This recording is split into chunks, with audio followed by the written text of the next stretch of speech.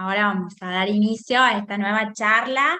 Seguimos en el módulo de delitos contra las personas y en esta oportunidad vamos a tener el enorme gusto de tener por primera vez en el centro de capacitación a la doctora Laura Casas. Ella nos va a brindar una charla sobre legítima defensa y les cuento a todos los que no son de la jurisdicción de Tucumán, porque tenemos muchos asistentes de otras provincias, quién es la doctora.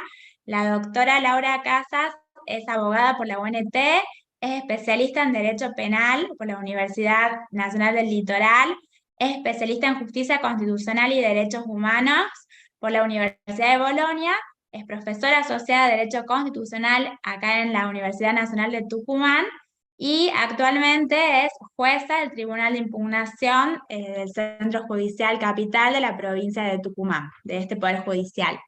Así que bueno, Lau, te agradezco un montón que allá a fines del año pasado, cuando te convoqué, te hayas copado con la propuesta y te hayas hecho tu tiempo para poder preparar esta clase para todos nosotros y poder ser parte de este programa de formación en Derecho Penal que para nosotros es tan importante y lo cuidamos tanto a este espacio porque la verdad que, bueno, mucha gente se lo aprovecha al espacio académico, así que bueno, agradecerte en nombre de todo el centro de capacitación y de Mariana Dato, que es nuestra secretaria académica.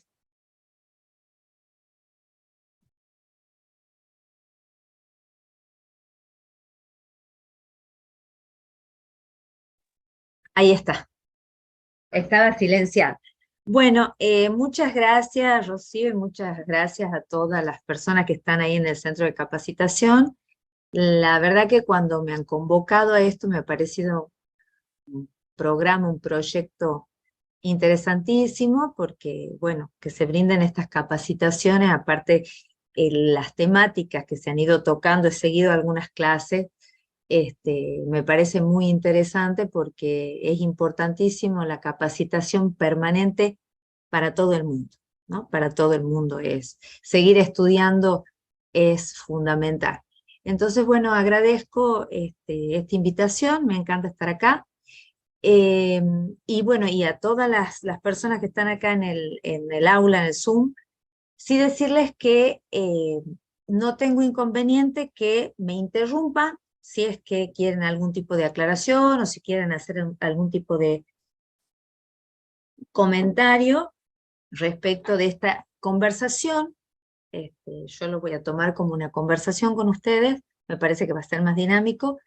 Y si no, cualquier cosa mandan por el chat y después vamos leyendo o alternando con el chat o lo leemos al final. ¿Mm? Sí, pueden ir Ya vos. levantando la Sí. mano y nosotros le vamos a dar el permiso para activar el micrófono o van escribiendo en el chat y nosotros vamos recuperando las preguntas, así que vamos coordinando toda la intervención y participación de todos.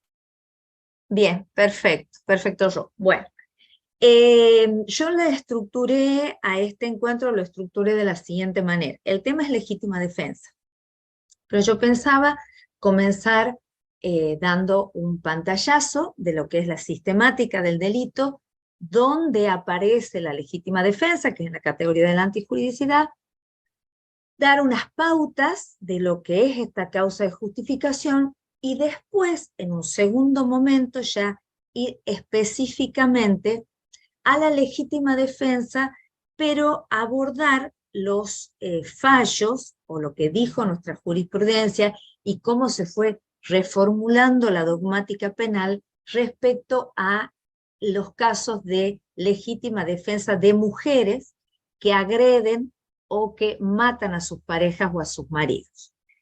Porque me parece que ahí hay una reconfiguración de la dogmática y se remoza la dogmática tal cual la entendíamos antiguamente con respecto a la legítima defensa. Entonces, hechas estas aclaraciones, yo igual, después si ustedes quieren, también les voy a dejar bibliografía, les voy a dejar esta jurisprudencia con la que yo voy a trabajar, así que, no sé, cualquier cosa después le paso a Rocío o le paso al centro de capacitación para que ustedes tengan a disponibilidad este material. Bueno, entonces comencemos. Ustedes saben que el delito se va a organizar a partir de una serie de categorías. Así decimos que es una acción típica, antijurídica y culpable. Esta construcción sistemática, que es el delito, es una herramienta que es fundamental ¿para qué? Para ordenar y para regular el saber existente. Y esto permite establecer en categorías, permite escrutar con mayor intensidad cada una de estas categorías. Pero ¿qué pasa? Esta construcción sistemática no es un modelo matemático con fórmulas que sean axiomáticas. Y esto ya lo dijo Juneman, ¿no? Es decir, que ya desde la dogmática más dura se viene afirmando esto, ¿no? Que estas condiciones de ser categorías matemáticas o axiomáticas no las puede cumplir la ciencia jurídica. ¿Por qué? Por la inabarcable complejidad y variación que tiene la vida social y de los distintos puntos de vista valorativos que sirven para su ordenación. Todo esto, esta introducción que yo estoy haciendo, a mí me va a permitir que en el segundo momento de la clase pueda hablar de cómo impacta en la dogmática penal y en estas categorías lo que va a ser la perspectiva de género. Bueno, este sistema entonces es un sistema que lo tenemos que considerar como un sistema que es elástico. ¿Esto qué significa? Que por un lado ese conocimiento existente se va a disponer en un orden que puede ser removible y por otro lado va a significar que este sistema sea elástico y moldeable, va a significar que aquellos problemas que todavía no fueron advertidos no se van a juzgar sin reparo, o sea, no se los va a encastrar automáticamente en ese sistema, sino que siempre se los va a pensar desde el problema y reformulando el sistema. Es decir, integrándolo, pero reformulándolo a ese sistema.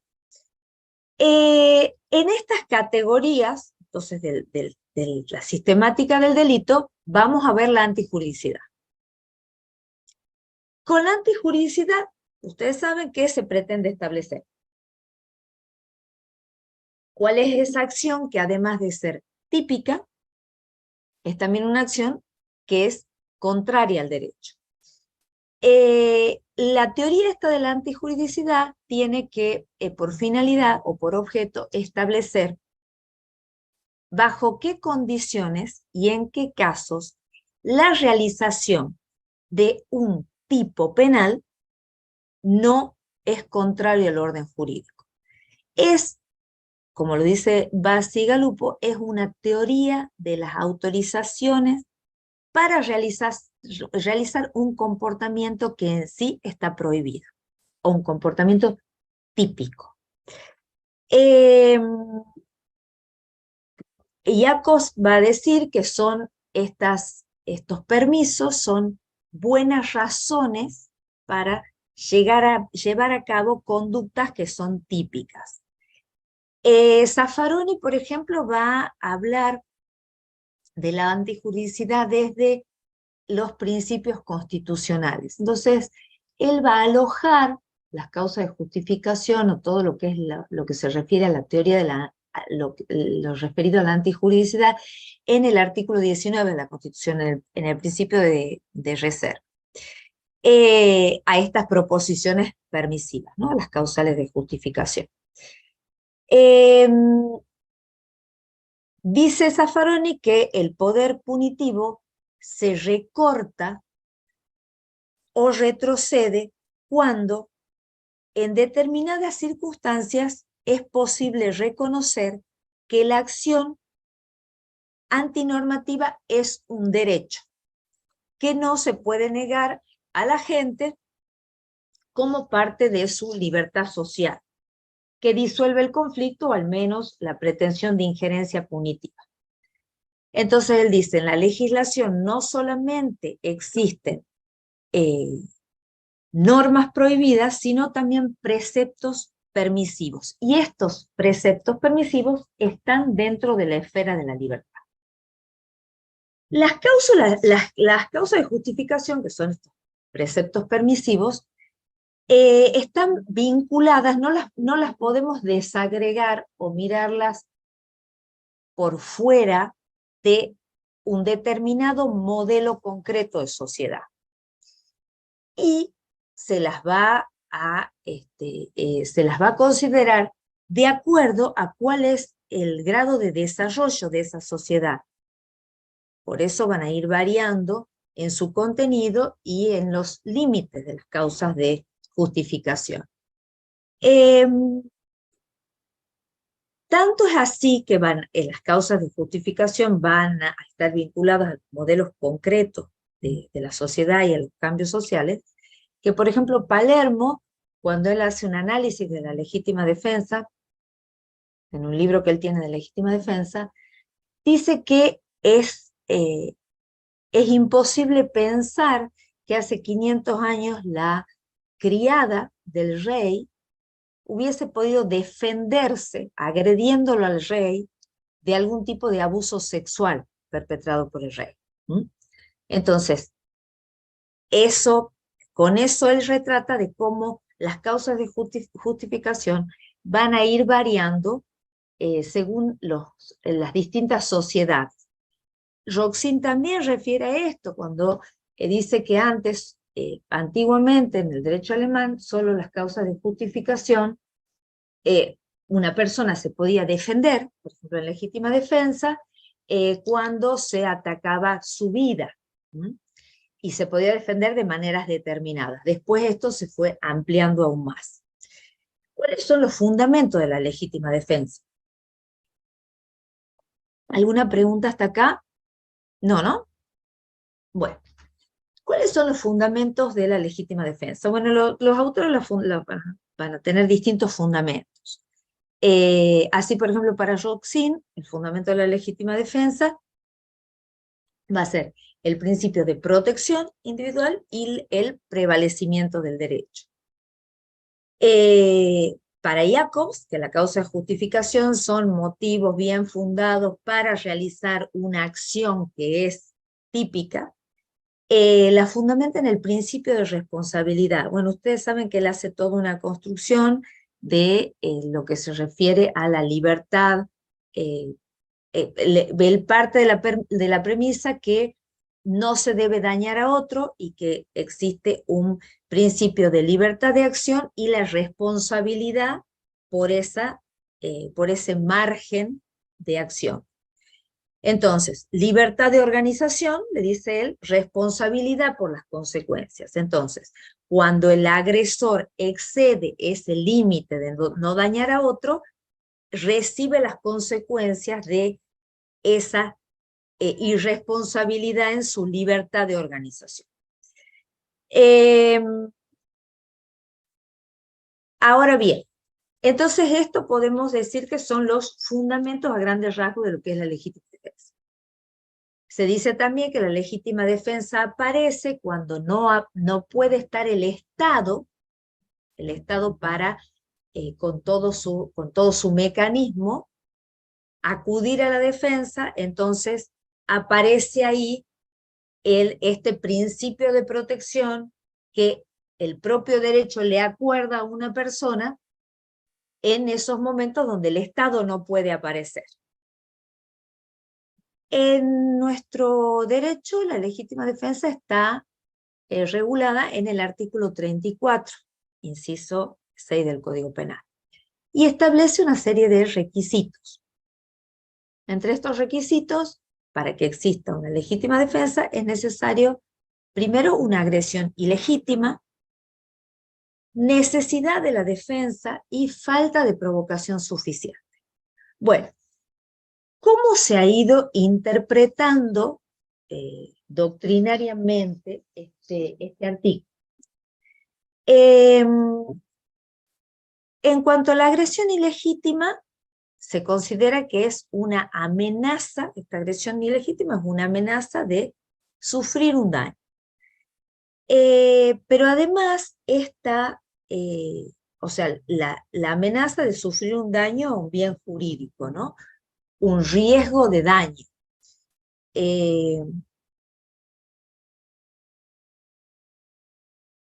Aparte, esta agresión debe ser mirada ex ante, ¿no? No ex post, sino ex ante. Pero además, esta agresión tiene que ser una agresión actual. Se entiende por actual cuando es inmediatamente inminente, o cuando está teniendo lugar, o cuando todavía no cesó. Los problemas entonces se presentan, uno de los problemas es cuándo comienza y cuándo se considera que cesa esta agresión ilegítima. En relación a esto de cuándo es inmediatamente inminente esta agresión ilegítima, tampoco, bueno, en la doctrina se discute. Por ejemplo, Roxin va a decir que es equivocado situar este momento en la frontera de la tentativa. ¿Por qué? Porque por una exigencia del Estado de Derecho, la tentativa debe situarse lo más próxima a la consumación. Y en ese caso, tal vez sería demasiado tarde emprender una defensa. O sea, tomar contramedidas frente a esa agresión. Entonces, ya no sería posible repelerla de una manera adecuada a esa agresión si esperamos a la frontera de la tentativa. Entonces, se dice que lo mejor es situarla en lo que serían los actos preparatorios.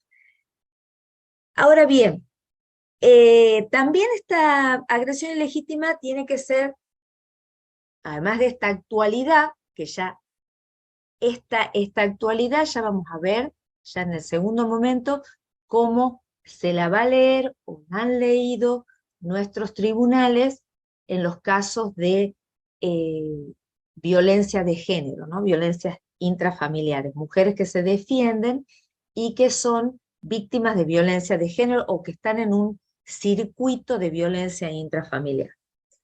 Esta agresión ilegítima, aparte, tiene que ser necesaria. ¿Cuándo una defensa es necesaria? Cuando la defensa es lo suficientemente idónea, ¿no?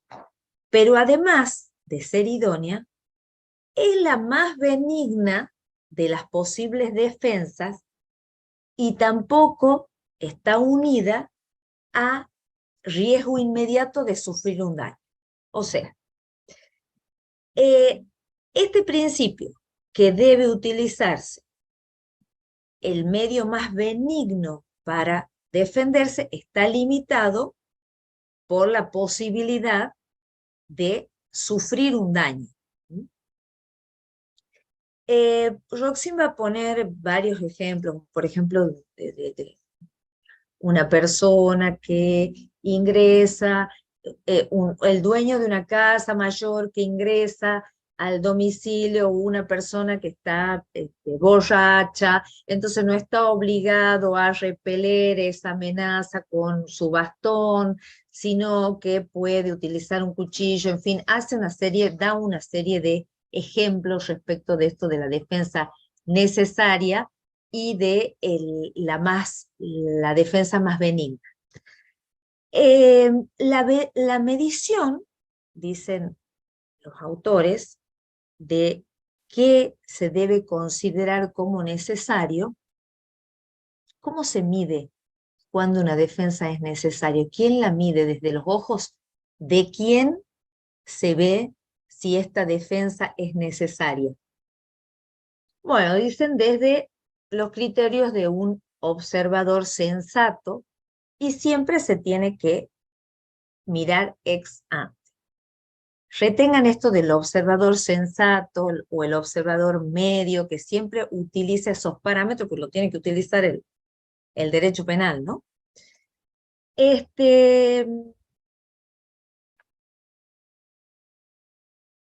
Ahora bien, esta característica de la necesidad racional del medio empleado se lo vincula muchas veces con la idea de proporcionalidad, pero esto no hay que vincularlo con la proporcionalidad en cuanto a los medios que se emplean, es decir, que sea de la equivalencia de los medios empleados, es decir, de la equivalencia entre el medio utilizado por quien agrede legítimamente y el medio utilizado por quien se defiende. Es decir, me atacan con un cuchillo, bueno, yo tengo que atacar con un cuchillo. No significa esto, ¿no? Aunque muchas veces se lo haya interpretado de esa manera. Zaffaroni sí va a decir que se entiende por racionalidad del medio empleado como la ausencia de una desproporcionalidad insólita y grosera ante el mal que se evita y el que se causa. Es decir, no tiene que ser desproporcionado insólitamente, ¿no? Pero, por ejemplo, y esto es importante verlo porque cuando se habla de cuestiones, por ejemplo, vinculadas con violencia de género, en los casos de mujer, hay un artículo que yo les voy a dejar que es de Julieta Di Corleto, que empezó a trabajar este tema. Hay otro de Cecilia Hopp también. El de Julieta Di Corleto se llama Mujeres que matan, que es muy interesante porque ellas dicen poder analizar estas situaciones de violencia en el que viven algunas mujeres y en virtud de eso agreden se defienden, perdón, no agreden, se defienden de sus agresores, eh, chocaba o tenía la valla de que también en la doctrina se decía que en los casos de los cónyuges, por ejemplo, había deberes especiales de solidaridad o deberes de garantía, equiparados a aquellas agresiones que eran inocuas, ¿no? Y esto es un problema porque ahí se le exige a las mujeres, o se les exigía que antes de tomar una medida defensiva traten de evitar, traten de esquivar, eh, y, y bueno, con consecuencias nefastas realmente, porque muchas veces estaba en juego la propia vida de la mujer, ¿no?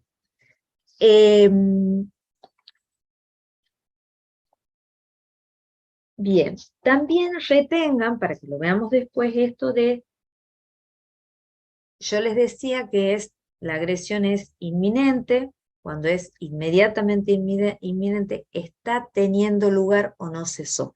Esto de está teniendo lugar o no cesó también retengan para que veamos cómo se fue analizando este requisito.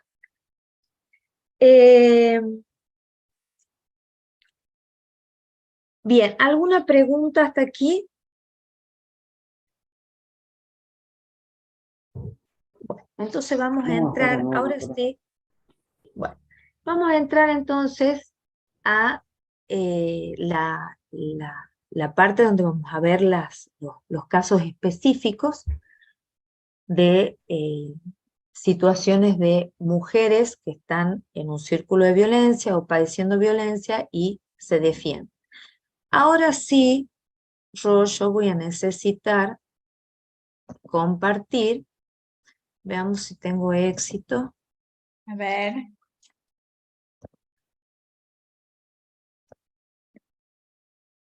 No, no me deja ahí. Me dice que ustedes me tienen que dar,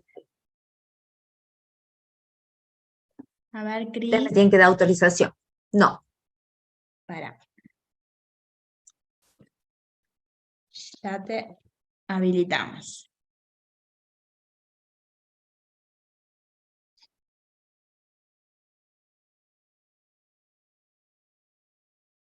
A ver, intento ahí. No. A ver, ya le digo a los chicos, Dale. porque no sé por Si qué no quieren, hagan pueden. preguntas o hagan comentarios hasta que pueda yo compartirles.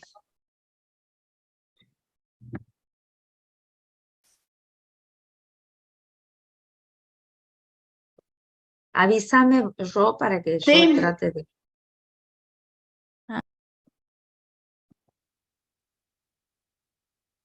La tentativa dentro de los actos preparatorios, pero estos no son punibles. No, no, no, Te no, no. habilito a Agustina Mitre, que levanta la mano, ¿no? Agus, podés Ah, reactivar justo. ahí está, Sí, muchas ahí gracias. Ahí yo, está. sí, ahí veía la pregunta. ¿Vos habías hecho la pregunta en el chat? Lo de la No, tentativa y los no, actos no, preparatorios. no. Sí, decimos, ya les contesto lo de Yo estoy en flagrante violación de una norma de tránsito porque estoy buscando a mi Sí, hijo del colegio. Pero está bueno, bien. ya que estaba este espacio, me interesaba preguntarte Sí. cuál es tu postura con relación a los errores en la causa de justificación. Es decir, si serían un error de tipo o un error de Mm, prohibición. Me refiero, o sea, un error en sí, los presupuestos fácticos, es decir, que yo creo sí. que estoy siendo agredida, por ejemplo, cuando en realidad esa situación no se da. O sea, ¿cuál sería la respuesta a tu criterio, digamos? Muchas gracias por la clase. Sí, mira, Agustina, eso tiene que ver, bueno, depende también dónde nos situemos, si estamos con la teoría de los elementos negativos del tipo, dónde los situamos. Es una gran discusión respecto de cuál es un error vencible y cuál es un error invencible, ¿no? Y eso sí, yo lo llevo a los casos de mujeres que se defienden frente a agresión, mujeres que están en un contexto de violencia de género y se defienden frente a las agresiones cuando pueden entender que realmente existe una agresión ilegítima. eh, Ahí yo creo que en esos casos, por ejemplo, hay que tomar en cuenta el historial de violencia, ¿no? Que lo hicieron muchos fallos, el historial de violencia y el círculo de violencia, y bueno, y los fallos también hablan del síndrome de la mujer maltratada, ¿no? Que, que la, que la coloca en una situación de permanente alerta, ¿no? Y eso también va a tener que ver con cómo vamos a evaluar esos errores, ¿no? Ya lo vamos a ver bien cuando veamos los casos. Lau, Yo creo, ahí sí. yo creo que ya podés compartir, me dicen mis compañeros. Bueno. Lo que sí me preguntaban el tema de la tentativa y el tema de los actos preparatorios. Ajá. Claro, la discusión, lo que yo decía, se discute en la doctrina, en la dogmática penal, dónde debe situarse esta agresión como para que la persona agredida considere que es una agresión actual e inminente. O sea, ¿en qué momento se entiende que tenemos el derecho, si lo vemos como un derecho, como dice Zaffaroni, por ejemplo, el derecho a defendernos? Dice Roxin que, de eso yo lo citaba Roxin, que no hay que situarlo en la frontera de la tentativa, ¿m? Porque ya quizás ahí es tarde para la defensa, o sea, ya es riesgoso, ¿m? Entonces hay que situarlo antes. Eso, por supuesto, estas son, estas son expresiones de lo que dice la dogmática. Ustedes saben, quienes trabajan en el Poder Judicial, son operadores, operadoras del derecho, que esto también va a depender de cada caso concreto, de las situaciones concretas que se planteen. O sea, estos son lineamientos como generales, las disquisiciones que hace la dogmática respecto de esto. Después, en cada caso, iremos viendo si se cumplen estos extremos o no. Como también veremos el tema de los errores, también en cada caso concreto. Si es un error vencible, si es un error invencible. Y acá entra esta cuestión de quién es, el derecho penal habla del hombre razonable, el hombre común, ¿Mm? Hay que tener en cuenta el género de la persona que se defiende, hay que tener en cuenta los conocimientos, la situación en la que está la persona esa que se defiende. Bueno, eso ya vamos a ver ahora. ¿Alguna otra pregunta? Bueno, veamos si puedo compartir. A ver, a ver. A ver. No, me parece que no. A ver acá. Ahí está empezando, Ahí está. pero Ahí. eh, se comparte la pantalla en donde está el archivo, no donde está Sí, pero abierto el no lo... archivo. ¿Te acuerdas como recién? Así Sí, que como recién. Ahí. ¿Y ahí? ahora sí, perfecto. Ahí está. Bueno. Entonces, espérate que yo voy a correr esto acá. Para... Uy. A ver. Bueno. Eh, Vamos a ver entonces esta breve introducción que hice acerca de lo que es la legítima defensa. En general, cómo se va a reformular esta legítima defensa en los contextos de violencia de género, ¿no? Y cómo podemos hacer una lectura, una relectura de de los requisitos de la legítima defensa a la luz de estos casos específicos, ¿no? ¿Y por qué es necesario que se reformule la legítima defensa a la luz de de la perspectiva de género? Porque se acuerdan que yo había empezado hablando de que la sistemática del delito no es algo que esté conformado por axiomas matemáticos, sino que se tiene que ir reformulando, y esto lo decía uno de los más duros de la dogmática, que es Juneman, ¿no? Y bueno, estas situaciones específicas de mujeres que viven en contextos de violencia de género lleva a que necesariamente tengamos que reformular los presupuestos de la legítima defensa. ¿Por qué?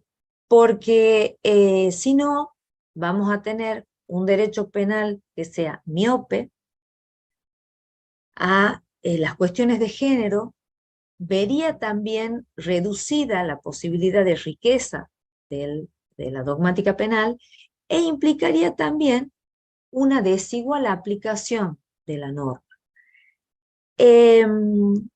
Y estas afirmaciones que hago, ¿por qué las hago? Porque esto se asienta también en un contexto latinoamericano y mundial, salvo excepciones, de recrudecimiento de violencia hacia las mujeres, porque hay que partir de ahí. Y hay que partir también de, eh, de la reforma de la Constitución del año 1994.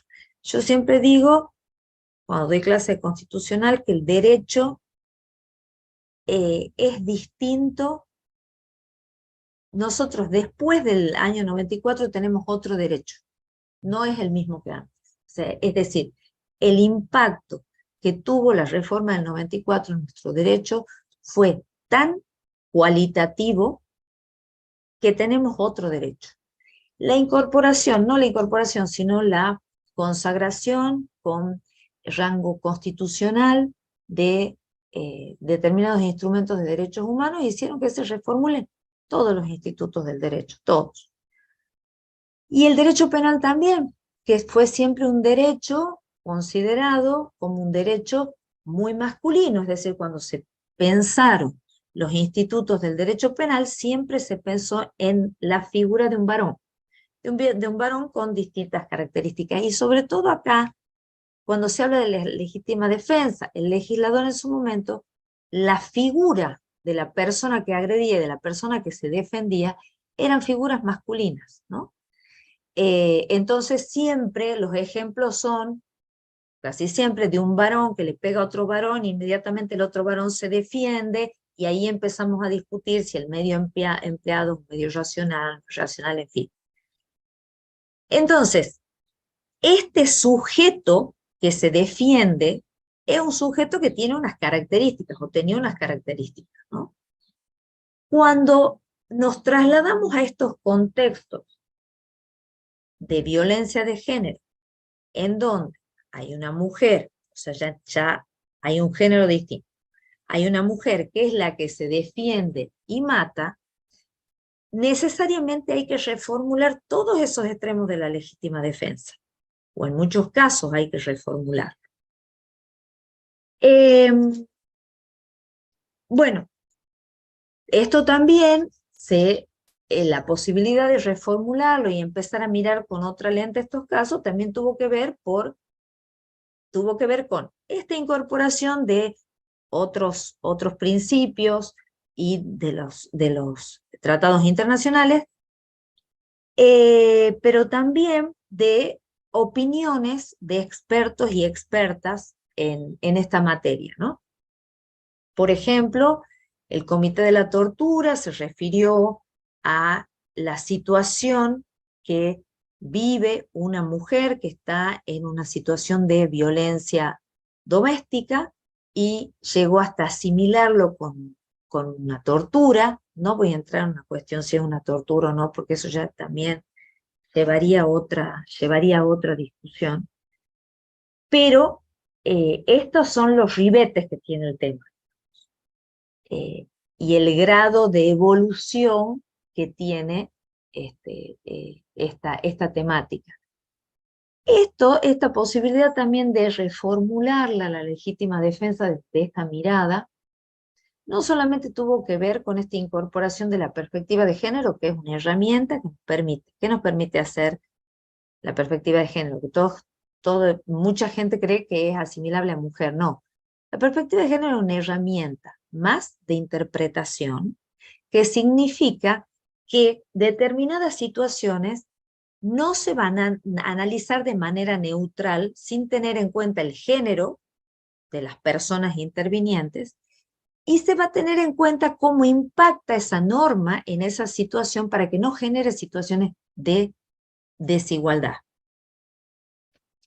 En la opinión consultiva 24 de la Comisión Interamericana, no me acuerdo si es 24-17, cuando se refiere a las personas LGBTIQ, trae una definición de lo que es la perspectiva de género, ¿no? Básicamente como una herramienta de esta naturaleza. Les digo por si alguien quiere investigar por ahí. Entonces, la reformulación de la legítima defensa en estos casos también fue posible porque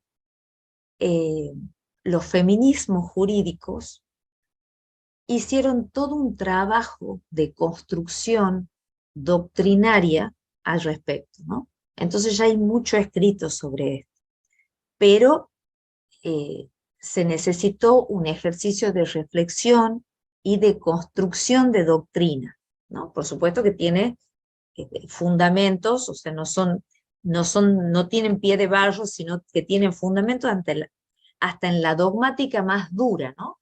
Porque nosotros podemos tomar lo que dice Schunemann para decir, bueno, esto que aparece acá, y conforme las premisas que tenemos que aplicar como Estado, conforme a los parámetros establecidos en los instrumentos internacionales, pueden echar luz sobre los componentes de la legítima defensa para mirarlos desde una perspectiva de género.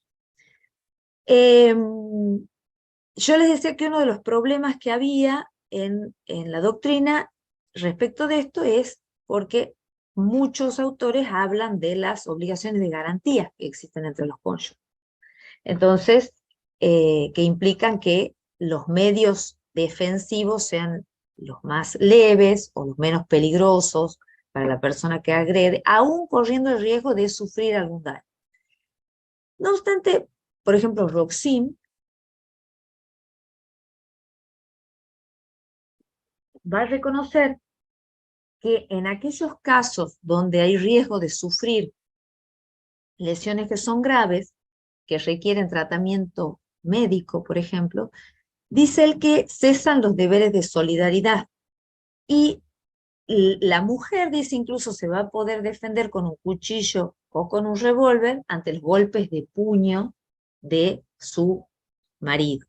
Y aquí viene también esta cuestión de la proporcionalidad de los medios en cuanto a la exigencia de igualdad de los medios, que no es así, porque también defenderse a golpe de puño frente a los golpes de puño del agresor, en estos casos de contexto de violencia de género, muchas veces no es el medio adecuado para repeler la agresión, ¿no?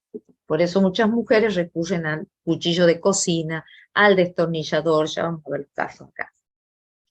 Bien, esto ya les hablé un poquito. Lau, ahí tenemos Sí, una pregunta por YouTube. sí. Pregunta Segundo Vega Haddad, ¿cuáles son los parámetros de valoración jurídica para que la legítima defensa como causa de justificación de la acción pueda reconvertir la conducta penal sin que eso lesione las garantías constitucionales? Justo él está por YouTube, así que por eso no habilito.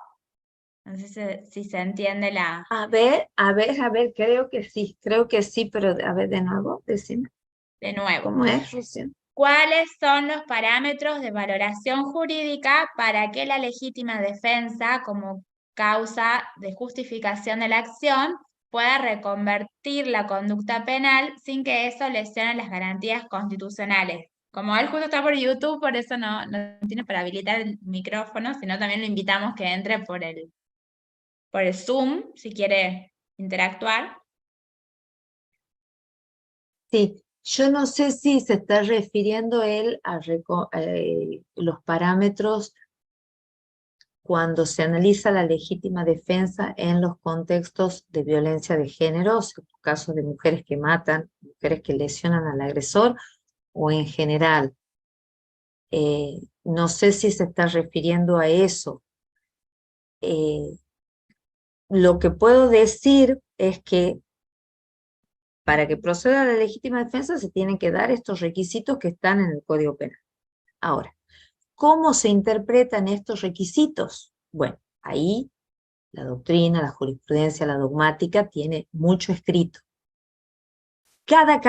En cada caso, vamos a ir viendo, o sea, la doctrina, la dogmática da parámetros generales. En cada caso, vamos a ir viendo si hay legítima defensa, si hay un exceso en la legítima defensa, si hay un error, en fin.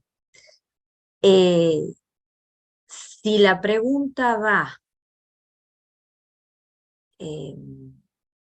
no sé si las garantías constitucionales, no sé bien a qué se refiere, pero si la pregunta va, si no extender las causales de legítima defensa o volver laxa los requisitos de la legítima defensa, afectan algún tipo de garantía constitucional, bueno, lo podemos discutir. Ya vamos a discutir un poquito los fallos y cómo la jurisprudencia ha ido leyendo las distintas supuestos, no, los distintos requisitos para la legítima defensa. No sé si lo contesté, cualquier cosa que me escriba y continuamos. Bien, esto voy a pasar. También para poder hablar de esto, de las mujeres que se defienden en los contextos de violencia de género, cuando hablamos de violencia de género, hablamos de desigualdad de poder. Esto ya está en la Convención de Belén do Pará, que considera que la violencia hacia las mujeres tiene sus orígenes en las relaciones, primero que afecta a los derechos humanos y que tiene sus orígenes en las relaciones desiguales de poder. Y también tenemos que pensar que alguna resistencia a poder ver que aquí, en estos casos, si hay que aplicar el instituto de legítima defensa o la dificultad que veían algunos autores y por eso hablan, no la dificultad que veían algunos autores, sino por qué algunos autores hablan de ese deber de garantía o de solidaridad entre los cónyuges. Bueno, porque en definitiva si hay, en toda familia si algo tiene que haber en la familia es esto, ¿no? Es esas relaciones de solidaridad, de garantía, de afecto, de amor.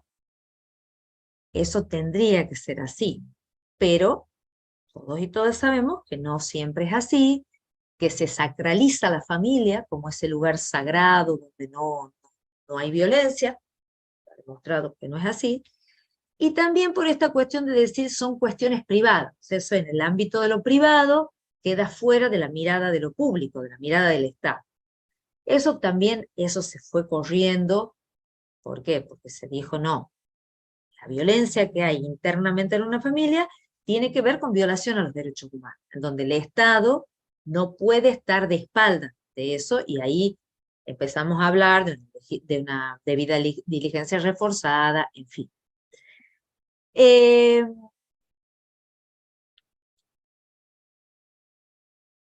¿Cómo vamos a interpretar la actualidad en la agresión y la necesidad del medio empleado en estos casos de las mujeres que matan a su pareja en contexto de violencia de género? Esto yo les había puesto, esto es como, porque cuando se quiso modificar el Código Penal en la reforma, estaba esta causal como una de las posibles modificaciones al artículo del Código Penal en lo que se refiere a la legítima defensa.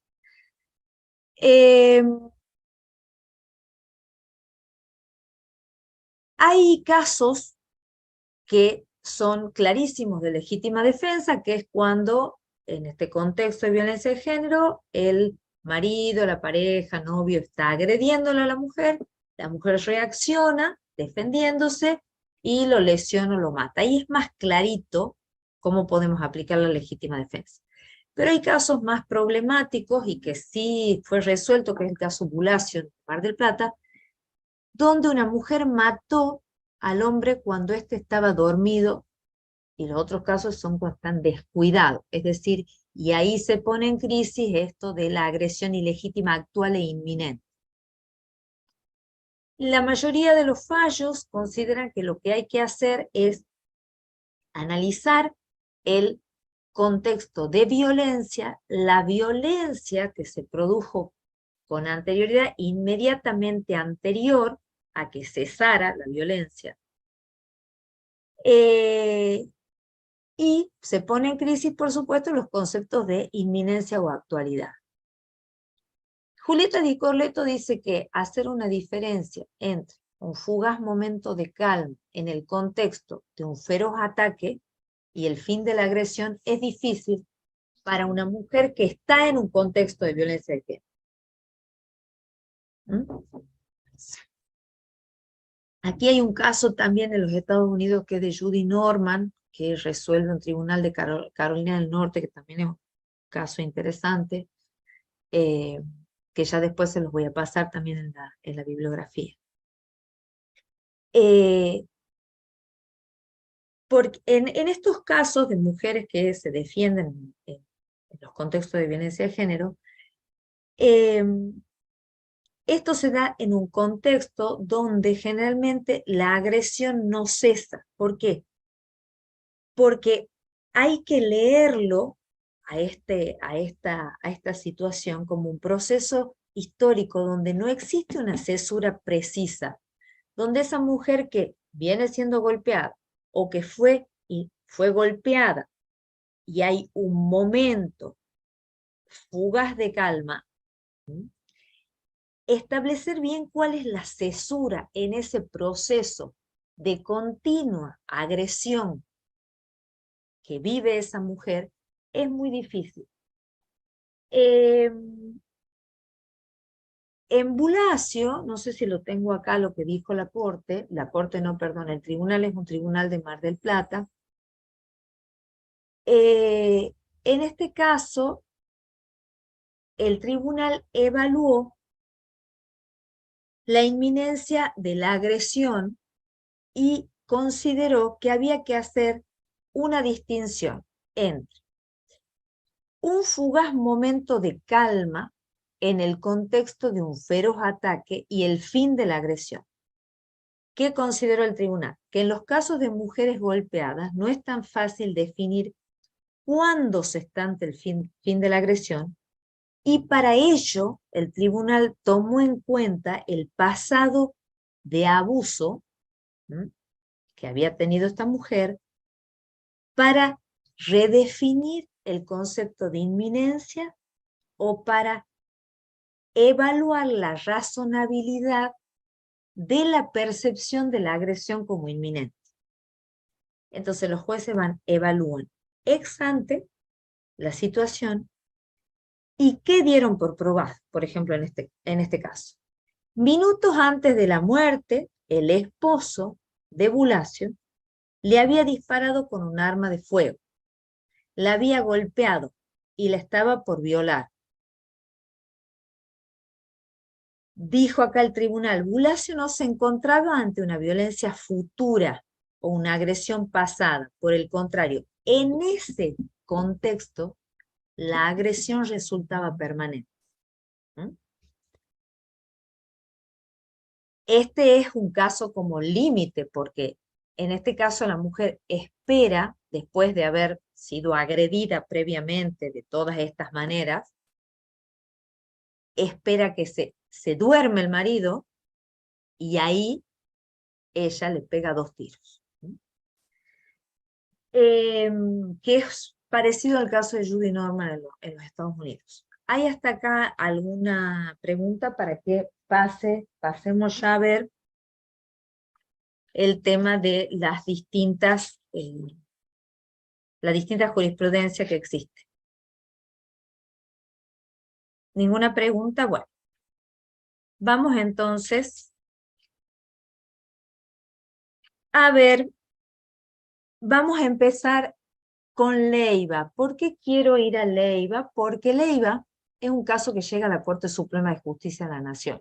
Hay 2 casos que me interesan especialmente, que es el de Leiva y el caso RCE, también que es de la Corte Suprema de Justicia de la Nación. Lamentablemente la Corte Suprema en ninguno de los 2 casos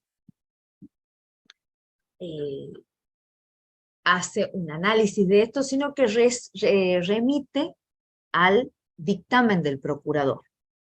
Pero el dictamen del procurador es muy interesante, y acá voy a pasar acá. Esta es una causa que se inicia en Catamarca. El tribunal de Catamarca y la corte desechan la legítima defensa de esta mujer que agrede a su marido, lo mata, y va a lo que dice el procurador. El procurador se va a referir especialmente a la situación de violencia que rodeó el hecho y a que cuando esta mujer tampoco se podía ir de la casa porque la puerta estaba cerrada con llave, no podía salir. Ella pedía auxilio permanentemente después de que lo agrede a su marido. Además de decir el procurador que la corte no se cumplió, el tribunal no cumplió con los estándares de Kazán, ¿no?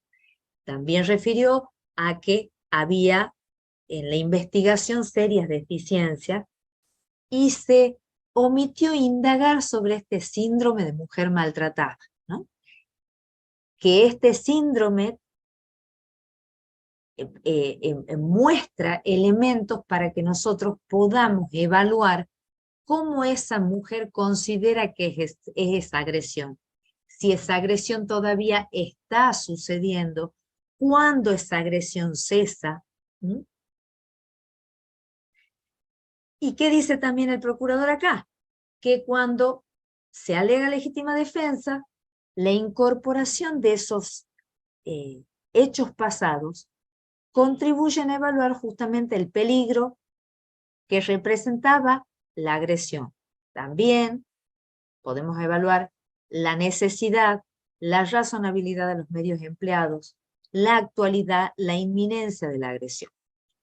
Las 2 únicas que hacen un voto pequeño en esta causa Leiva es Hayton y es Argibay. Argibay remite un poco a lo que dice Hayton.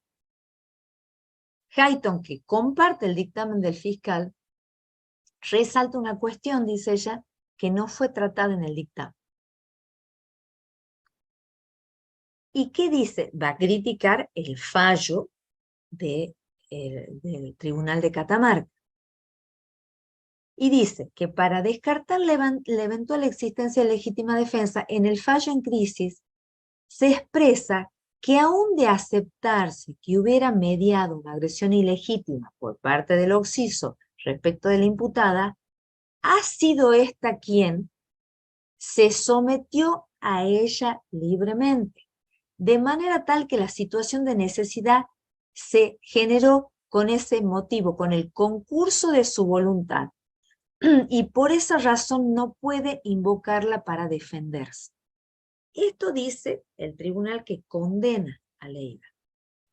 Hayton va a decir que este concepto está totalmente alejado de las normas internacionales, y cita especialmente Belén do Pará, y va a hablar también de esta exigencia a la víctima, y acá hay una cuestión clara de estereotipo de género, esta exigencia a la víctima de que no se fue del hogar, porque generalmente son mujeres que viven con sus parejas hace mucho tiempo. Entonces, esta exigencia de que la mujer, antes de matarlo o de seguir recibiendo esas agresiones, tiene que irse del hogar, también es desconocer lo que es el fenómeno de la violencia, que incluye para muchas mujeres una cuestión de dependencia económica, de dependencia psicológica, es decir, es un fenómeno muy complejo. Y es desconocer el círculo de violencia que puede existir en algunos casos, ¿no? Dice Hayton, aquella afirmación de la Quo para descartar un supuesto de legítima defensa que a partir del mero hecho de la permanencia de la imputada en el domicilio en que convivió con el occiso, a la cual asigna sin más carácter voluntario, o sea, porque el tribunal dice, ella voluntariamente se quiso quedar ahí, como queriendo decir el tribunal, ¿por qué no se va? ¿Por qué no se va y evita las situaciones de violencia? Deriva que Leiva se sometió libremente a una hipotética agresión ilegítima. No solo soslaya las disposiciones de convenciones internacionales y normas internas que avanzan sobre la materia, sino que lisa y llanamente aparece en colisión con su contenido. Bien, voy a volver porque acá, bueno, acá. Entonces, tenemos Leiva que es del 2000. ¿Sí? Sí, había un asistente que quería participar, había levantado la mano, no sé si quiere hacerlo ahora, y habíamos Sí, diga. rescatado una preguntita. Diga. Te digo la pregunta hasta que veamos si Blas Sí. quiere Blas, reanudar. está A ver, Blas, veamos. debe ser el Blas que yo conozco, porque ese Debe nombre... ser. Y si no, te voy leyendo la pregunta a ver si le damos tiempo. La pregunta que Dale. había leído en el chat era ¿cómo opera la legítima defensa putativa en el marco de la violencia de género?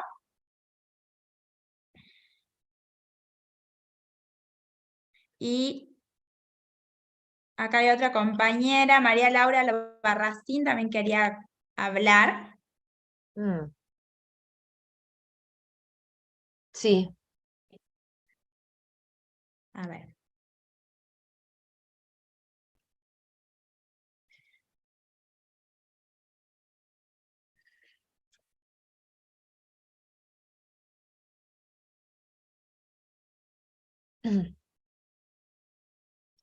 Avísame, Ahí ¿no? en María Laura Albarracín le di Sí. la posibilidad de que active el audio si quiere participar. Sí. Ahí fíjate, María Laura. Ahí está. Sí. Bueno, buenas tardes a todos, es muy interesante. La verdad que me parece, discúlpenme la expresión, patético que pretendan que esta persona digan que por voluntad propia se quedaba cuando se podía escapar, porque realmente no estamos contemplando que la mujer golpeada está enferma. Psíquicamente, psicológicamente, el maltrato lleva a una patología, no sé si transitoria, gracias a Dios transitoria, no permanente, pero en ese momento uno no puede tener en sus cabales la mente tan despejada para saber si el medio con el que está contrarrestando, repeliendo la agresión, si es que realmente esa agresión va a ser cierta, está tan atemorizada y tan acostumbrada al dolor que no se lo puede mensurar. Entonces, creo que como profesionales del derecho, y me parece hermoso poder generar estos espacios para poder tratar estos temas, verlo con muchísimo detenimiento desde el lado dogmático, desde el lado académico, pero no podemos pretender que la mujer esté en sus cabales para razonar. No entiendo realmente cómo pueden haber dicho lo que han dicho en este fallo, pero me parece que no corresponde. O sea, no se le puede exigir a la mujer en ese ámbito en donde está viviendo, ni mucho menos decir por su voluntad se quedaba. Muchísimas veces hay hijos, hay situaciones económicas que realmente los que son golpeadores, que generalmente tienen una estructura psicópata, pueden tener como presa o cautiva a la persona a la que es víctima y a la que saben cómo manipular para hacer sentir que están bajo su dependencia. Entonces no es tan fácil poder dilucidar cuál es la realidad, cuando ciertamente esa amenaza está existiendo, es muy, muy difícil. Eso era lo que quería aportar. Bien, no podemos gracias María. Gracias María Laura, sí, claro, justamente el reproche que se hace en este fallo, lo hace el Procurador de la Nación, y lo toma la Corte, o sea, toma las palabras del Procurador. En realidad, quien hace quien puntualiza esto es Hayton y es Argibay, justamente esto, ¿no? Justamente es muy escueto, la Corte podría haberse explayado un poco más, pero es muy escueta, pero justamente pone de resalto esta situación. Y lo que sí hace el Procurador en Leiva es decir que en realidad lo va a hacer aún más en el otro fallo, RCE, también de la Corte Suprema, es poner énfasis en esto, ¿no? En que no se ha tenido en cuenta este historial de violencia.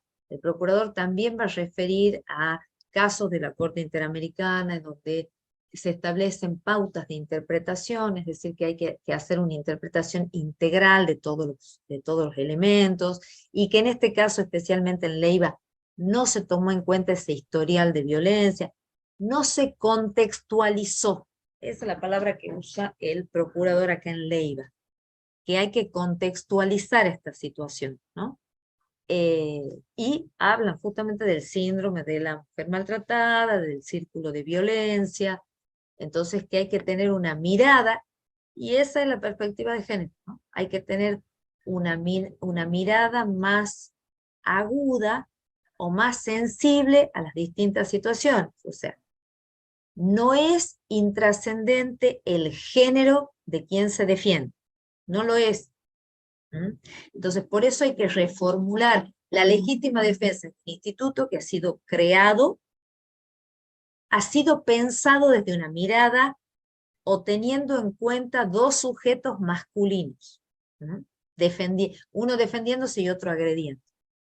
Y cuando se lo traslada a estos contextos y a estas realidades de mujeres que viven en círculos de violencia, hay que necesariamente reformularlo porque hay que mirar ese fenómeno, que es un fenómeno complejo, que como vos también lo has dicho, hay toda una serie de dependencias y una serie de problemática que no se la puede desconocer para evaluar la situación en que está esa mujer que se defiende.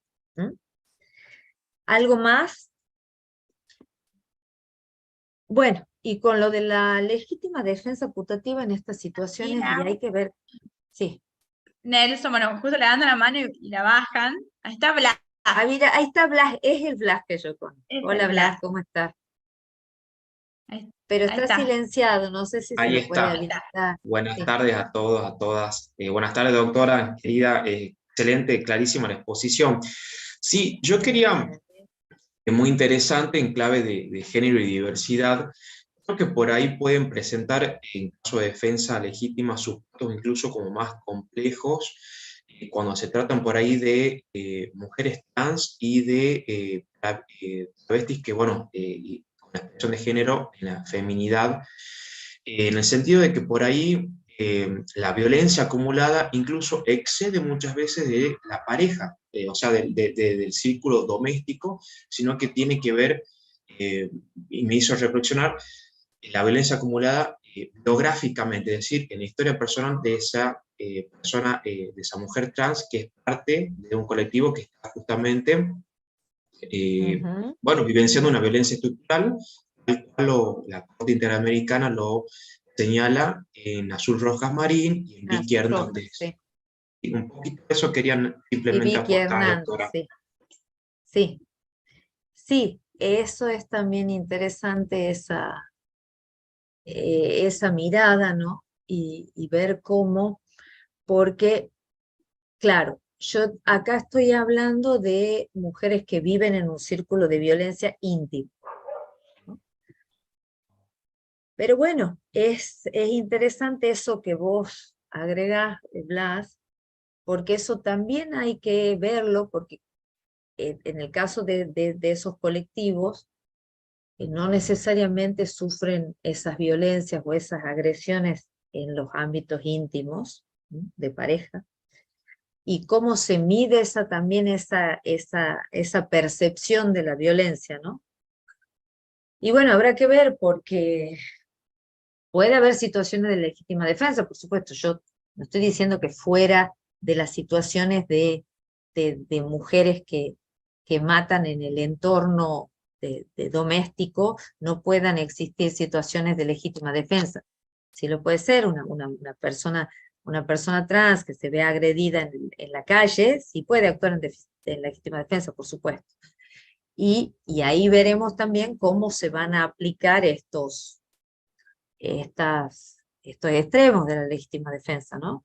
Pero es interesante porque es interesante también para verlo, ya si no proceden, por ejemplo, legítimas defensas en esos casos, hay que ver los casos, hay que ver cada caso. Situaciones así de vulnerabilidad o de vida se lo puede trasladar a las circunstancias del 40 y el 41, ¿no?, para medir pena, si es que corresponde pena, ¿me entiendes? Pero bueno, todas estas son variables que sí, que claro, se pueden usar. Bien, Lau. ¿alguien más? Sí, Sí, ahí sí, Nelson se anima a participar. Sí, a ver, hola, buenas tardes. hola Nelson, ¿cómo estás? Buenas tardes, profe, con el resto del grupo. Sí, recién cuando usted mencionaba a la entrañable Carmen Argibay, ahí se me ocurría hasta qué punto hay cierta construcción de un modelo de buena víctima, ¿no?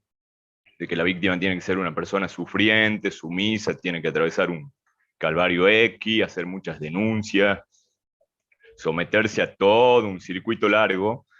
Y hay muchas personas que quizá quedan fuera, digo, relato de buena víctima, que incluso lamentablemente muchas veces es construido también en términos televisivos o de ficción.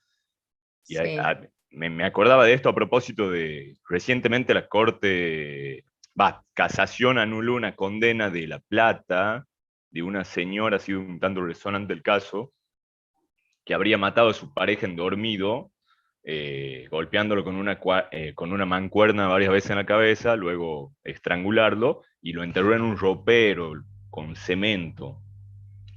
Ella al parecer tenía tan naturalizada la cuestión de la violencia de género que el primer argumento que utilizó en su defensa fue que se había enterado esa noche de que este señor había abusado de su hijito de 13 años y muy a posterior y en sede judicial da cierta cronología de situaciones de violencia que al parecer la tenía naturalizada, pero se cuestionaba de que no había atravesado nunca circuitos judiciales de denuncia Y también se cuestionaba la superioridad física que tenía incluso la señora para con el varón. Mm. Eso por ahí, no sé si usted Sí, lo tiene presente al caso. no, Y vos sabés que no, no lo tengo ese caso es un presente. caso del 2018 y que ahora fue Sí, sentenciado por jurado en la provincia de Buenos Aires y ahora sí. fue anulado en casación. Se ordenó que al jurado se lo instruya en temática de violencia de género previo a hacer un nuevo juicio. Y bueno, será sometida nuevamente a proceso. Ah, sí, que hay todo un escándalo respecto de eso. Sí, sí, sí. No, el escándalo hay por una absolución. El escándalo, no estoy confundida de caso, ¿no? El escándalo que hay es por una absolución de un jurado en un caso de violencia de género. Este, sí, eso que vos has nombrado respecto de los estereotipos y de la buena víctima, ¿no?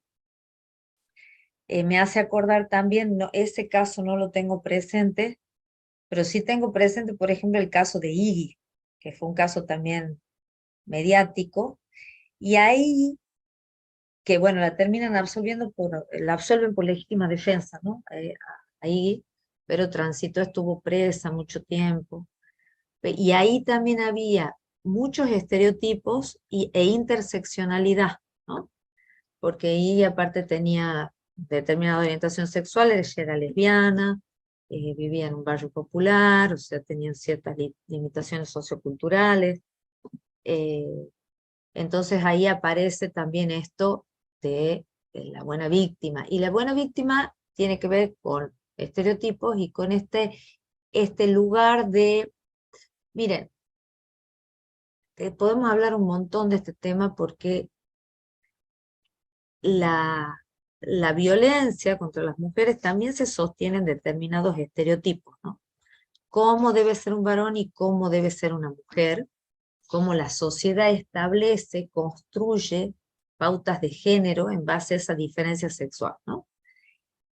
Y esta figura también de mujer que tiene que aguantar, que tiene que soportar, es una figura también que fue sostenida por mucho tiempo, es un estereotipo que fue sostenido mucho tiempo por el derecho, ¿no? Nuestro Código Civil estaba plagado de normas que eran completamente discriminatorias y desigualitarias.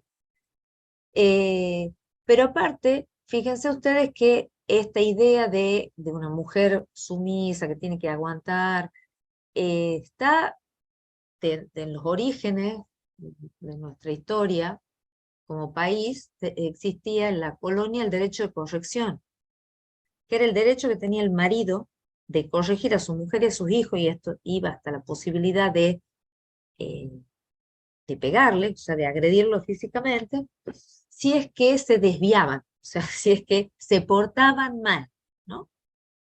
Entonces, hay toda una, o había toda una mirada esta de mujer que tiene que aguantar y ser abnegada por la cuestión de la familia, por esta mirada sacralizada de la familia.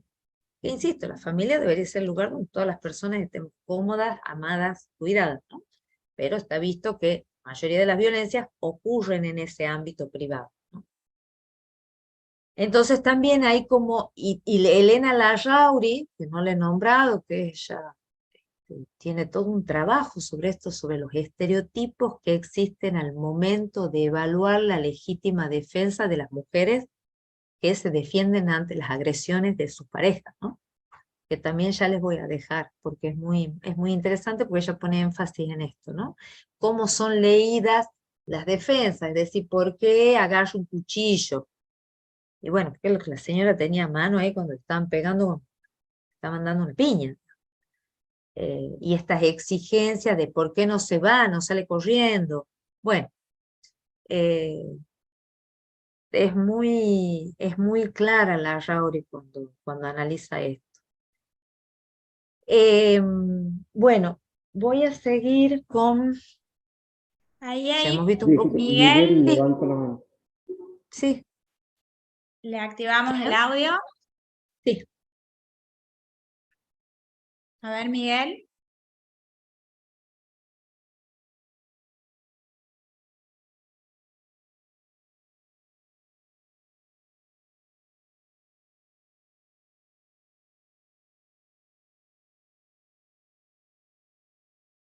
No lo escucho, Miguel.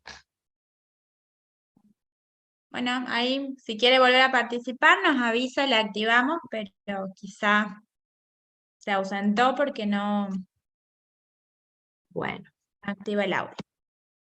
vamos a seguir entonces. No, Gómez, no, Seco. Después vamos a ver dónde está. Nosotros tenemos acá dos fallos interesantes. No, uno de tribunal y otro de corte, acá en Tucumán. Me interesa ver este. En este fallo de la Corte Suprema de Justicia de la Nación, que es un fallo del año 2019, en la causa RC, también la Corte hace lo mismo que en Leiva, ¿no? Toma los argumentos del procurador. ¿Qué va a decir el procurador? Que debe aplicarse la perspectiva de género para analizar la legítima defensa, y además cita el informe del MESECBI sobre el tema. ¿Qué es el MESECBI o el CEBI? El CEBI es el mecanismo que tiene la Convención de Belén do Pará para hacer el seguimiento y el control de la Convención en los distintos estados. Son como los órganos que tienen cada uno de los tratados. Qué sé yo, la Convención sobre la Eliminación de todas las formas de discriminación contra la mujer tiene el comité. La Convención de los Derechos del Niño tiene el Comité de los Derechos del Niño. Este es el MECSEBI, que hace un seguimiento de cómo se va cumpliendo, cómo se va aplicando Belén do Pará en los distintos estados. Y hace recomendaciones también. Debo decir que MECSEBI es mucho más débil, ¿no? Que el Comité de CEDAW o el Comité de los Derechos del Niño. Pero tiene una recomendación, que es la recomendación número 1, que se refiere específicamente a estos casos, de la legítima defensa de mujeres que matan o agreden en contexto de violencia de género. Esto lo toma el procurador. ¿Y por qué es importante esto, aunque la Corte no haya dicho ni mu? Porque toma lo que dice el procurador, y el procurador habla de que hay que aplicar perspectiva de género. Entonces, ya la Corte dijo que hay que aplicar perspectiva de género. Es una herramienta de interpretación de determinadas situaciones en donde hay desigualdades de poder entre los géneros. O sea, salvo que la Corte diga otra cosa, hasta ahora es como doctrina de la Corte.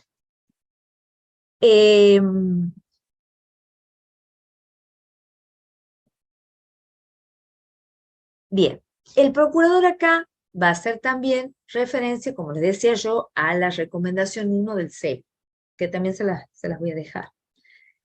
El comité de seguimiento de la Convención de Belén do Pará recomendó que se realice un análisis contextual, que ya lo vienen diciendo la Corte Interamericana cuando se refiere a cuestiones de violencia de género, que hay que tener en cuenta el contexto. Y este análisis contextual va a permitir comprender que la reacción de las víctimas de violencia de género no pueden ser medidas con los estándares dados para la legítima defensa que se da en otro tipo de casos. ¿Por qué? Porque dice acá el procurador, tomando lo que dice esta recomendación, que la violencia contra la mujer tiene características específicas que deben permear en el razonamiento judicial. La recomendación esta también dice que la persistencia de los estereotipos de género, que lo han traído ustedes acá también en esta clase, y la falta de la aplicación de perspectiva de género podría llevar a valorar de manera inadecuada el comportamiento. Y aquí el procurador va a empezar a analizar los extremos de la legítima defensa desde una perspectiva de género. ¿Y por qué me interesa mucho este caso? Porque es de corte. los casos de las provincias son casos mucho más ricos en cuanto a análisis doctrinario, mucho más ricos, como generalmente es, ¿no? Las provincias hay mucha más riqueza de lo que uno cree. Lo que pasa es que, bueno, que lo diga el último tribunal del país es importante porque baja una línea al resto, aunque nosotros no tengamos la obligatoriedad de los presidentes de la Corte, pero sí hay una obligación, ya lo ha dicho la Corte, que hay que seguir esos lineamientos, salvo una fundamentación muy fuerte para apartarse, ¿no? Aquí va a decir el procurador que, en cuanto a la necesidad racional del medio empleado, dice que este documento del SEBI señala que este requisito se debe evaluar con perspectiva de género, que significa analizar el contexto en el que la agresión se da. No requiere la proporcionalidad entre la agresión y la respuesta defensiva porque existe una relación entre la proporcionalidad y la continuidad de la violencia. Se sostiene allí que la aparente desproporción entre la agresión y respuesta puede obedecer al miedo de la mujer a las consecuencias por una defensa ineficaz. Y se subraya que existe una relación entre la defensa empleada y los medios con que las mujeres disponen para defenderse. No se requiere la proporcionalidad del medio, sino la falta de desproporción inusual entre la agresión y la defensa en cuanto a la lesión. Esto ya me estaba despidiendo, pero no me despido todavía.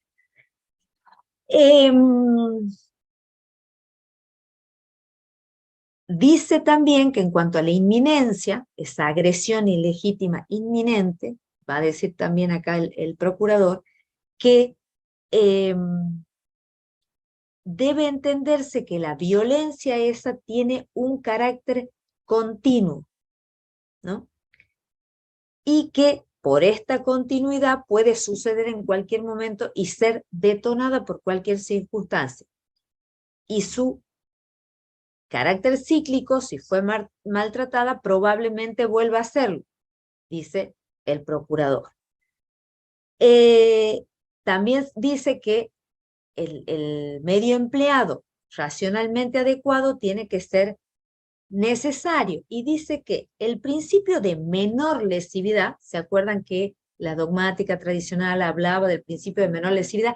Que está bien este principio, o sea, no es que vamos a borrar de un plumazo este principio de menor lesividad, no.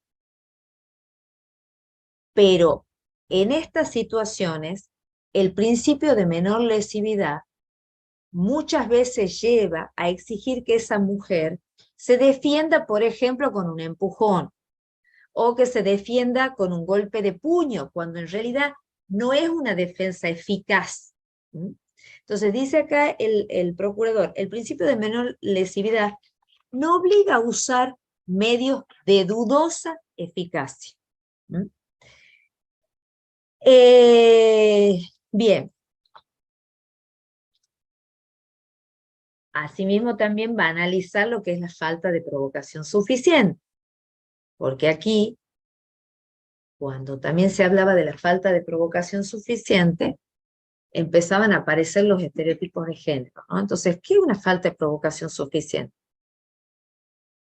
Que los celos de un marido o una pareja que tenga sobre esa mujer,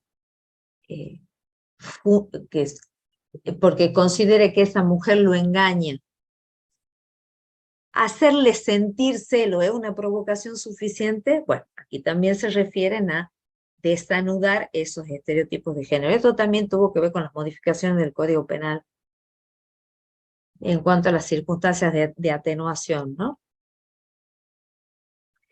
En este caso, el marido empieza a golpearla porque ella llega y no lo saluda. No lo saluda, entonces empiezan a discutir. Entonces él le da una golpiza tremenda. Entonces, no, dice el procurador, no se puede entender o interpretar cualquier comportamiento anterior a la agresión como provocación, porque esto constituye un estereotipo de género, ¿no? Lo dice acá el procurador en este caso. El otro fallo, o los dos fallos que me gustaría que conversáramos es, esperen que voy a volver,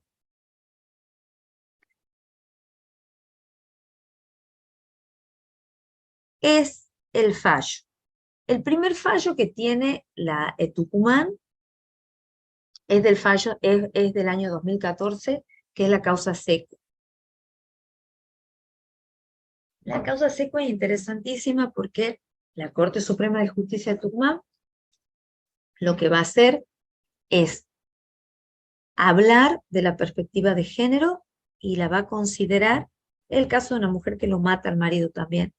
Era víctima de violencia de género. El marido había ingresado, la pareja en realidad, había ingresado violentamente al domicilio, quiso pegarle a ella, quiso pegarle a su hijo. Ella era víctima de violencia de género, había quedado evidenciada por todos los testigos. Ah, me había olvidado de decirles que en el caso Leiva, por ejemplo, son casos gravísimos, ¿no? O sea, que donde esa mujer ha estado sometida a una cruenta violencia. El procurador también dice, no han tenido en cuenta todo ese historial de violencia en donde ya esa mujer había perdido un hijo, había tenido un aborto por las golpizas que había tenido anteriormente, y cuando ella se defiende, en ese caso, Leiva, cuando se defiende y mata, definitivamente lo mata la pareja, estaba embarazada. ¿Mm?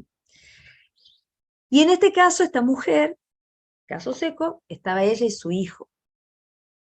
Y el agresor quiere pegarle a ella, quiere pegarle al hijo, ella era víctima de violencia de género. Y aquí la Corte dice, va a hablar específicamente de la perspectiva de género como una pauta hermenéutica para analizar este tipo de casos. Y va a tomar un fallo, el fallo Gómez, que es un fallo del Tribunal de San Luis, que es anterior a este fallo Seco, que ya había receptado ya había ayornado la legítima defensa para los casos de mujeres que sufren violencia doméstica. Y aquí la Corte va a decir, en el Seco, nuestra Corte de Tucumán, en el apartado 6.2, teniendo en cuenta, les voy a leer para no saltearme nada, teniendo en cuenta que la cuestión debatida posee incidencia sobre una mujer que aduce ser víctima de violencia de género y doméstica, dado que puede provocarse un innecesario padecimiento, debe incorporarse la perspectiva de género como pauta hermenéutica constitucional, sensibilidad especial y principio rector para la solución de los derechos en pugna. Es que, como señala la Convención de Belén do Pará, se aplica directamente Belén do Pará, la violencia contra la mujer no solo constituye una violación de los derechos humanos, sino que es una ofensa a la dignidad humana y una manifestación de las relaciones de poder históricamente desiguales entre mujeres y hombres que trasciende todos los sectores de la sociedad independientemente de su clase, raza o grupo étnico, nivel de ingresos, cultura, nivel educacional, edad o religión, y afecta negativamente sus propias bases. Y acá cita Rosendo Cantú, fallo de la Corte Interamericana de Derechos Humanos. Después la Corte va a hacer todo un análisis de todos los instrumentos internacionales que han sido incorporados en el año a los que se les dio jerarquía constitucional en el año 94. Va a hacer un análisis de la ley 26485, que es la ley para erradicar la ley nacional que establece los distintos tipos de violencia, distintos tipos de modalidades de violencia contra las mujeres.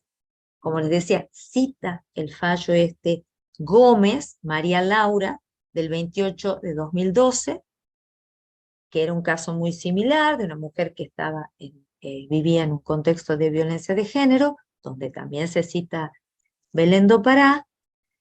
Y también, bueno, lo que dice la Corte, también acá, en seco, el tribunal dijo, hoy más que nunca es preciso repensar los extremos de la legítima defensa, cuando quien invoca la causa de justificación es una mujer víctima de violencia. Es que un análisis del asunto que ignore la complejidad del fenómeno de la violencia contra la mujer arraigaría aún más las características históricas de desigualdad de poder entre varones y mujeres y las notas propias del ciclo de violencia en la que suelen permanecer las víctimas de violencia devenidas en victimarias, profundizando el injusto jurídico. Esto está en el apartado 6.4 del fallo seco. El último fallo que se registra, que no es de corte, sino que es de un tribunal con el sistema adversarial, es el caso Osores, que es del 2021 en época de pandemia. Y acá el tribunal va a decir, es unánime el fallo por la absolución, no podemos pretender en el caso de autos que Jessica hubiese esperado hasta encontrarse al borde de la muerte, como había ocurrido 7 días antes, porque ya venía siendo víctima de violencia, para recién buscar defender su vida. Ello resulta ilógico y contradictorio con la naturaleza misma de la causa de justificación invocada. En ese sentido, precisamente, se posiciona Roxin, quien entiende que es en el ámbito de los actos preparatorios, ¿se acuerdan lo que yo les decía? Próximo a la tentativa, donde encaja el predisponerse inmediatamente a la agresión, y por ende donde ya se fundamenta la legítima defensa.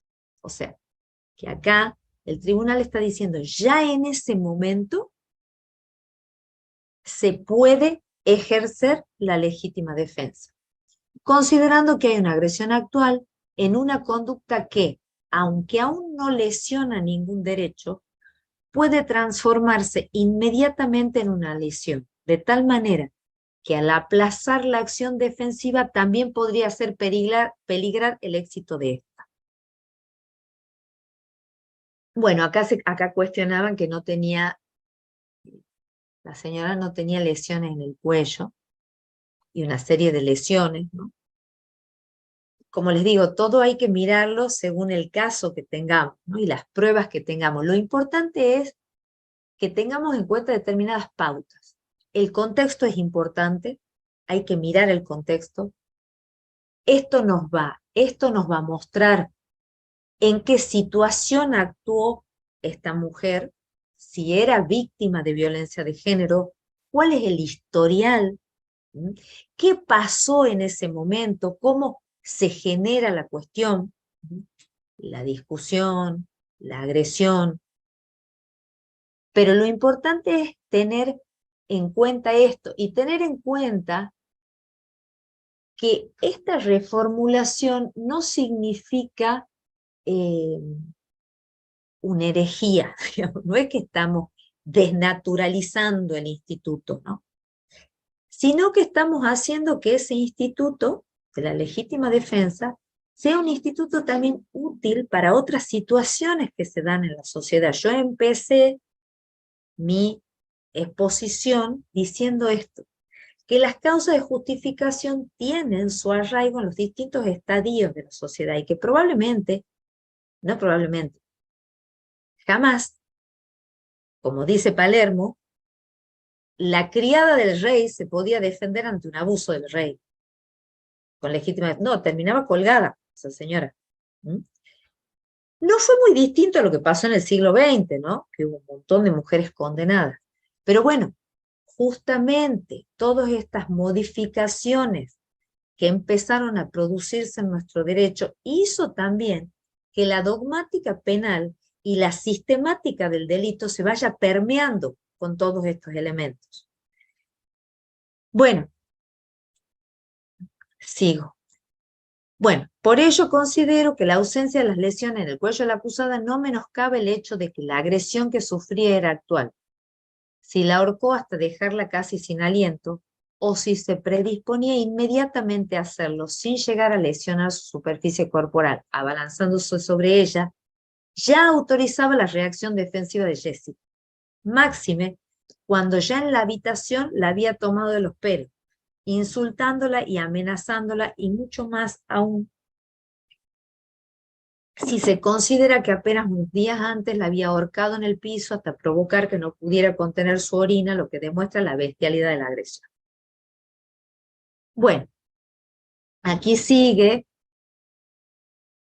Fíjense cómo el fallo empieza a abordar esto de la agresión, la actualidad en la agresión, la necesidad del medio empleado para defenderse. Y aquí va a hablar justamente de cuál es la extensión que se debe asignar al Instituto de la Legítima Defensa en el supuesto de estas mujeres que son golpeadas. Este es un fallo de, ya no estoy en Ozores, aunque Ozores también se va a referir a eso. Es un fallo muy interesante porque aparte es un fallo último en esta cuestión acá en la provincia, ¿no? En este fallo, que miren, era una sentencia de muy anterior, dice que fragmentar la situación que vive la mujer en ese contexto, entendiendo que su defensa solo puede tener lugar en el preciso momento en el que sufre un golpe, sería olvidar que ha sido golpeada anteriormente y volver a ser golpeada después, amén de su menor fuerza física respecto del hombre. Ahí, por supuesto, están tomando en cuenta las circunstancias especiales del caso, ¿no? Que esta mujer era más físicamente, era más débil, o tenía menos fuerza que el varón físicamente. Tanto el condicionamiento social de género como la especial situación de continuidad de violencia que está sometida a la mujer golpeada obligan a entender que el ámbito de la legítima defensa necesariamente debe extenderse más allá del momento preciso de la agresión ilegítima. Y esto por cuanto la agresión ilegítima no es algo que ocurre en un momento aislado, sino que forma parte de un proceso en el que se encuentra sometida la mujer golpeada y del cual no puede salir por razones psicológicas, sociales e incluso por las amenazas que sufre de parte del agresor.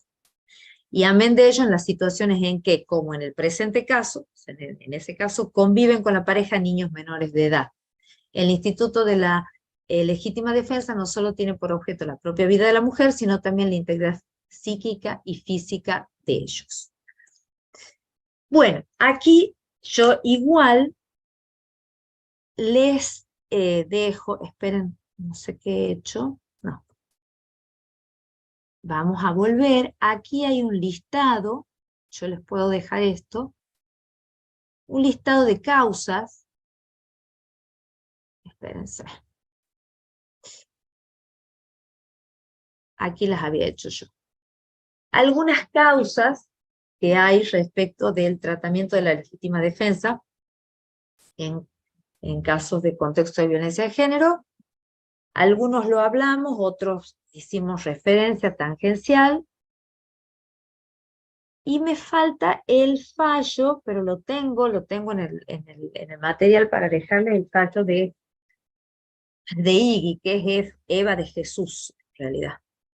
Ella fue agredida por un grupo de cuatro varones, mata a uno, y bueno, y ahí también hay un análisis interesante de la legítima defensa, y también, porque había ahí también una cuestión intersectorial que también es interesante analizar. Bien, ¿alguna pregunta? ¿O quieren comentar algo? A ver. Por chat no hemos rescatado ninguna, doctora. Comentarios sí, todos felicitando y comentando que estaba muy clara la exposición, pero preguntas no hemos rescatado.